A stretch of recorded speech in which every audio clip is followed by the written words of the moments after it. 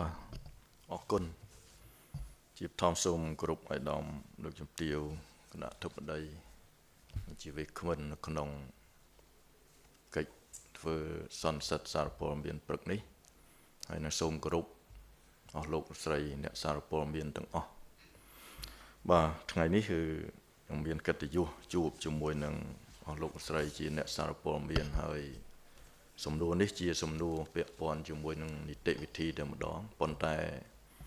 អ្វីគឺមានការបញ្ជាក់ពីឯកឧត្តមលោកជំទាវវាគ្មិនខាងដើមខ្លះហើយព្រោះថានៅក្នុងនីតិវិធីក្នុងការចុះបង្ក្រាបឬក៏ធ្វើការស៊ើបអង្កេតរបស់មន្ត្រីនគរបាលយុត្តិធម៌ឬក៏យើងអាចនិយាយថាអាជ្ញាធរមានសមត្ថកិច្ចខ្ញុំនិយាយជាទូទៅឧទាហរណ៍ថានៅកន្លែងណាមួយដែលកើតបទល្មើសពេលដែលមន្ត្រីនគរបាលយុត្តិធម៌ចូលទៅដល់ប្រហែលជាអស់លោកស្រីបានឃើញគេពាត់ទីតាំងនោះដោយខ្សែពណ៌ទឹកក្រូចអញ្ចឹងគេពាត់ដើម្បីអីទីមួយគឺដើម្បីកំណត់ទីតាំងហ្នឹងថាជាកន្លែងដែលកើតបទល្មើសទីពីរគឺដើម្បីចាប់យកនៅភស្តុតាងនានាដែលមាននៅទីនោះនិង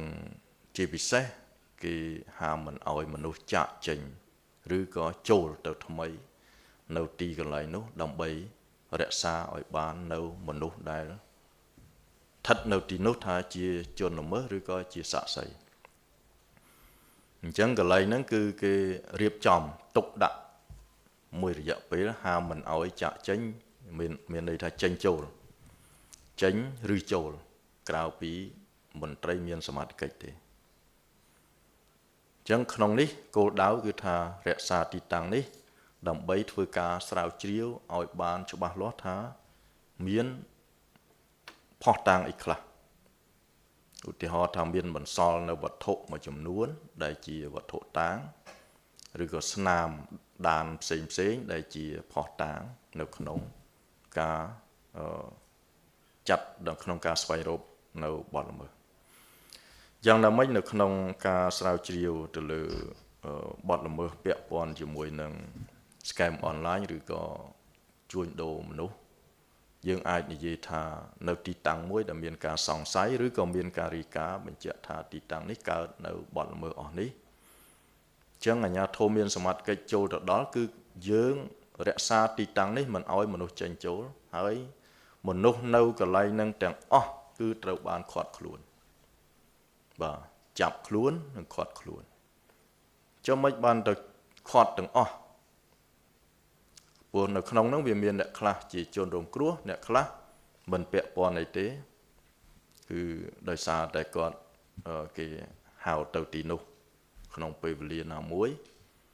ឬក៏គាត់ចេញចូលទៅដោយសារគាត់ជាអ្នកលក់ដូរអីជាដើមឬក៏អ្នកបោះសម្អាតអីប៉ុន្តែមានអ្នកខ្លះជាជនល្មើសអញ្ចឹងគេខាត់ទាំងអស់ហ្នឹងដើម្បីអីស្រាវជ្រាវនៅពេលឧទាហរណ៍អំបញ្ញមិញយើងថាឃើញដល់ 20,000 អ្នកជាងអញ្ចឹងនៅក្នុងចំណោម 20,000 អ្នកជាងហ្នឹងមន្ត្រីដែលមានសមត្ថកិច្ចគាត់ស្រាវជ្រាវទៅរកទៅឃើញថាក្នុងចំណោមហ្នឹងមានប្រមាណ100អ្នកដែលជាជនល្មើសបាទមានន័យថាជាមេខ្លោងឬក៏ជាជនដៃដល់បាទឬក៏ជាជនសមគំនិតបាទដៃដល់គឺនៅក្នុងផ្លូវច្បាប់នៅក្នុងក្រមនីតិព្រហ្មទណ្ឌគេហៅថាចារីនិងសហចារីនឹងជនដៃដល់អញ្ចឹងបើជនដែលពាក់ព័ន្ធនឹងបទល្មើសនឹងបែបហ្នឹងគឺមន្ត្រីនគរបាលយុត្តិធម៌ដែលមានសមត្ថកិច្ចគាត់កសាងសំណុំរឿងបញ្ជូនទៅតុលាការ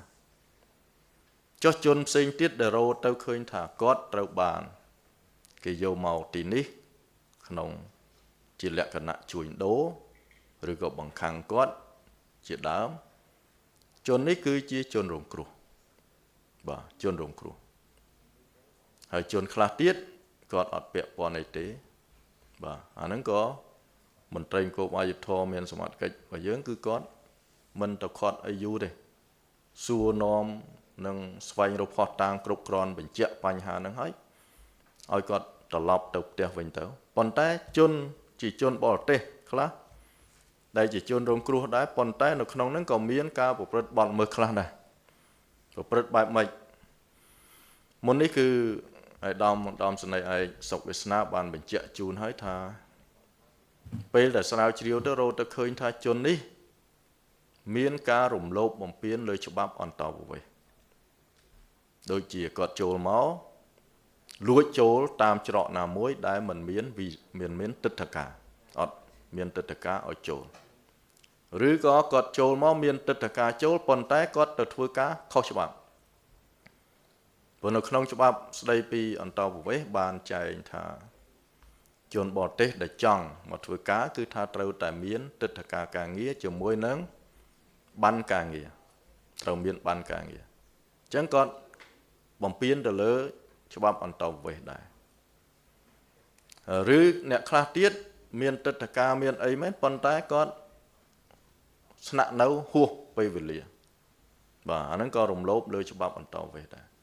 អញ្ចឹងជនទាំងអស់នេះដែលជាជនរងគ្រោះនៅក្នុងអំពើទីតាំងដែលយើងបានបង្ក្រាបបាននេះប៉ុន្តែគាត់ក៏ពាក់ព័ន្ធជាមួយនឹងការរំលោភច្បាប់អន្តរប្រវេសន៍ចឹងហើយបានក្រសួងមហាផ្ទៃអនុវត្តតាមច្បាប់អន្តរប្រវេសន៍គឺបានបណ្ដេញចេញបាទបណ្ដេញចេញតាមច្បាប់អន្តរប្រវេសន៍អានេះគឺតាក់ទងជាមួយនឹងជនរងគ្រោះដែលជាជនបរទេសចុះជនរងគ្រោះដែលជាពលរដ្ឋខ្មែរអាហ្នឹងយើងឲ្យគាត់ទៅផ្ទះវិញទៅអត់មានទៅខត់ខ្លួនអីគាត់ទេប៉ុន្តែសម្រាប់ជនល្មើសគឺយើងមិនមែនបណ្ដេញចេញដោយមិនដាក់ទោសទេតាមពិតគឺយើងបង្កសំណុំរឿងបញ្ជូនទៅតុលាការដើម្បីតុលាការដាក់ទោសគាត់ទៅតាមផ្លូវច្បាប់បាទព្រោះថាយើងដាក់ទោសទៅតាមកម្រិតនៃអំពើរបស់គាត់និងទៅតាមផ្លូវច្បាប់អ្នកណាដែលប្រព្រឹត្តអំពើនឹងធ្ងន់ធ្ងរទៅក៏ទោសធ្ងន់ធ្ងរទៅអ្នកខ្លះគឺប្រព្រឹត្តអំពើនឹងមិនសូវធ្ងន់ធ្ងរអាហ្នឹងគឺទោសគាត់ទៅតាមកម្រិតនៃអំពើឬក៏កម្រិតនៃស្ថានភាពនៃអំពើគ្រោះថ្នាក់របស់គាត់អញ្ចឹងខ្ញុំសូមបញ្ជាក់នៅខ្លឹមសារនេះត្រឹមប៉ុណ្ណេះព្រោះដោយសារតែពេលវេលាហើយម្យ៉ាងទៀតកុំឲ្យមានការភ័ន្តច្រឡំឆ្ងល់ថាចាប់ច្រើនមិនដាក់ទោសបានតិចមិនមែនទេបាទចាប់ហ្នឹងគឺវារួមទាំងអស់វាមានទាំងជនរងគ្រោះមានទាំងជនល្មើសបាទសូមអរគុណ